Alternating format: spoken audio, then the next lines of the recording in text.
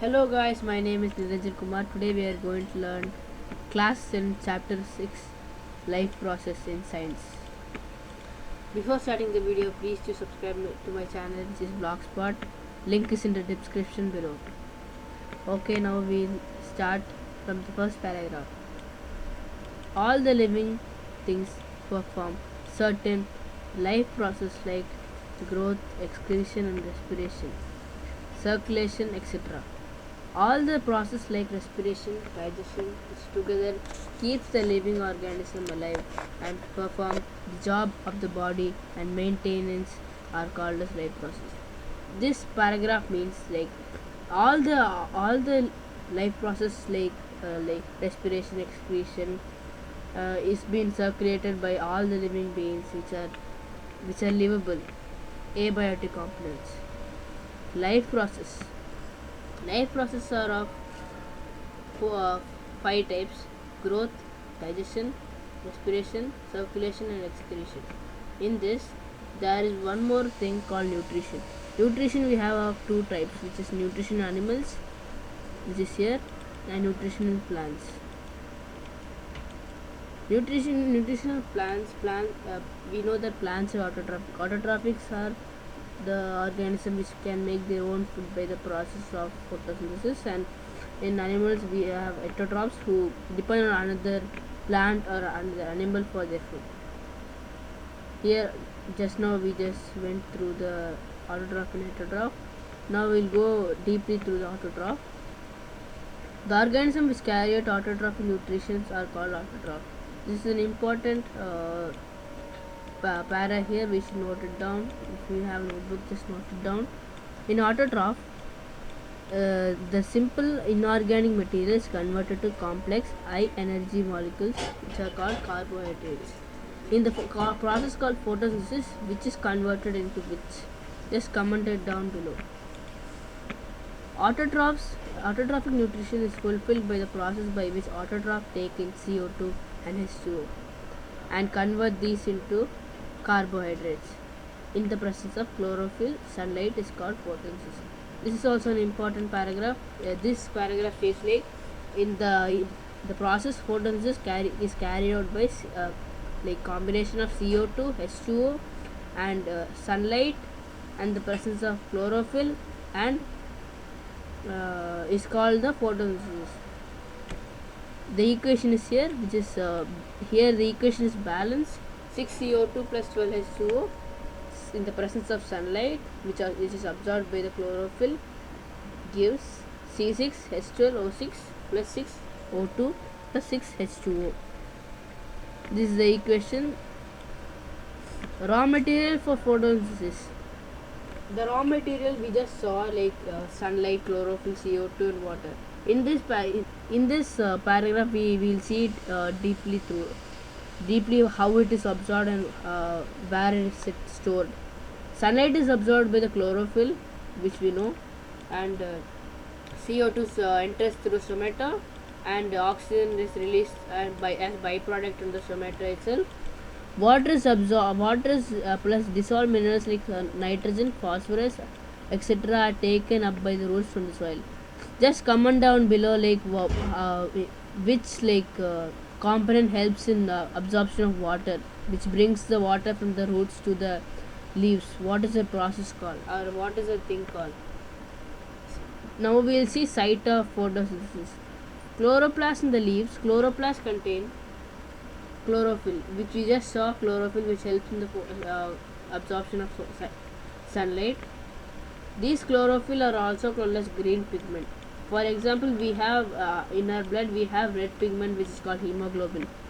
Main events of photosynthesis: absorption of light energy by chlorophyll, conversion of light energy into chemical energy, splitting of and breaking down of water into hydrogen and oxygen, and reduction of CO2 to carbohydrates. The main reason of photosynthesis is to absorb light, which is done by chlorophyll, and the light energy is converted into chemical energy, and water is broken down to hydrogen and oxygen. And one more thing, CO2 is converted to carbohydrates, which is acts as the food for the plant. This acts as the food for the plant. Stomata. tiny pores present in the surface of the leaves. The what does this stomata help for, if you ask me? Like, stomata helps in the taking in of the CO2 and releasing oxygen as byproduct from the leaves. Now we'll see the functions of it.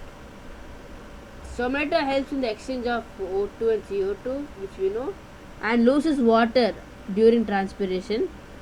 This helps in rain. In this diagram, we can see like these tiny pores are the chloroplasts, and the somatal pore is the whole thing, and these two are the guard cell. These two are the guard cell, which look like beans. Heterotrophic nutrition. Heterotrophic nutrition are of three types: holozoic, saprophytic, and parasitic. In holozoic, for example, we have amoeba and some animals. Animals taking solid food and break it down inside the body. Holozoic means the food material is broken down inside the body of the organism. In saprophytic, organisms feed on dead and decayed matter. In this saprophytic example, we have fungi which feed on dead and decayed matter, which has been dead for like years. It's dead for 2 days. It eats those and lives. Parasitic nutrition. Parasitic lives inside or outside other organism and derive nutrition from it. Parasitic nutrition are it lives in with the organism, but it does not kill it. It derives nutrition. It takes nutrition from it without harming it. Example: plant parasitics, Cuscuta. How do organisms obtain their food? Now we learned about how do plants obtain food. Now we see how do organisms obtain their food. Unicellular organism, single cell. These are unicellular organisms which have only one single cell. Food is taken up through their entire surface. For example, amoeba. Amoeba we have. It can change shape. It can change into any shape because it has pseudopodia. These cytoplasmic pods, right? These are pseudopodia, and this is the nucleus. Now we'll see what pseudopodia helps with this. For moving, pseudopodia helps in moving and capturing food. Here we see the nucleus, the food particles present outside the amoeba. Now the pseudopods are coming and capturing it. Now we see it creates small food vacuole, and now the food is digested and the undigested food is moved to the surface of the cell and it's thrown out. Now we'll see paramecium. We'll stop with this. In the next video we'll try to finish nutrition in human beings. Now we'll continue with paramecium. Paramecium in amoeba we have pseudopodia. Just like that, paramecium we have cilia, which takes in food at a specific spot. In this paramecium cilia, it takes in food from a specific spot. It does not move.